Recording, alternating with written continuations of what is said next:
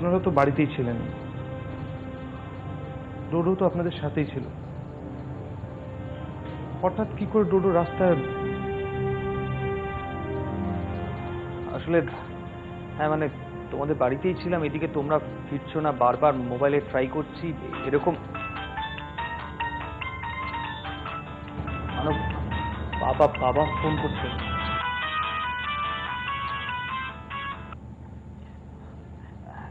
হ্যাঁ হ্যাঁ বাবা বলো। বাড়িতে কিছু হয়েছে নাকি? ডোডোকে দাও তো। না ডোডো মানে বাবা ডোডো আসলে। হ্যালো বাবা, হ্যাঁ আমি মানব বলছি। ডোডো ডোডো তো খেলছে এখন। খবরের কাগজে বললাম যে তোমার কোম্পানিতে প্রবলেম শুরু হয়েছে, স্ট্রাইক। আমি বলি কি এই সময় খুব ঠান্ডা মাথায় থাকতে হয়, বুঝলে মানব? মানুষের জীবনে এরকম প্রায়ই আসে। আমি বলছি বাবা সব ঠিক হয়ে যাবে, ভগবান নিশ্চয়ই তোমাকে কৃপা করবে। হ্যাঁ বাবা আপনি চিন্তা করবেন না।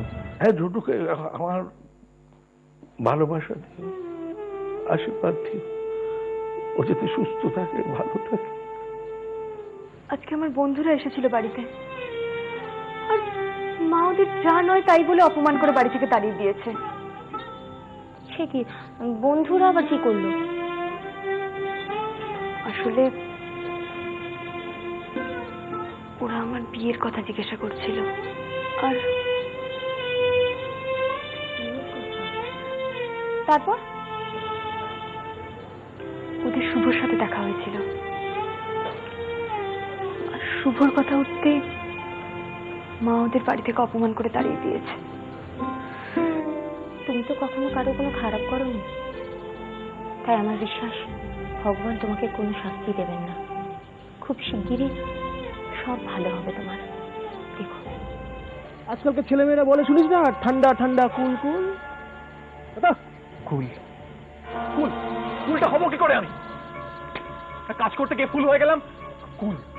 তাই তো বলছি গুরু, ডুমুরের ফুল হয়ে যাও, ডুমুরের ফুল। মানে মানে মানে ডুবুরির মতো চুপচাপ জলে ডুব দিয়ে বসে থাকে। মানে আন্ডারগ্রাউন্ড।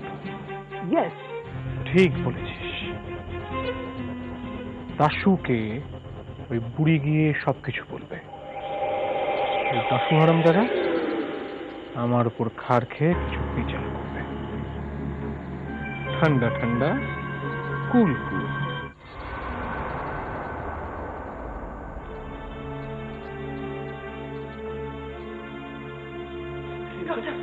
অপারেশন সাকসেসফুল, তবে 24 ঘন্টা না কাটলে কিন্তু আউট অফ ডেঞ্জার কথাটা বলা যাবে না। আপনি ওয়েট করুন, পেশেন্টে জ্ঞান ফিরলে ভেতরে যাবেন, কেমন?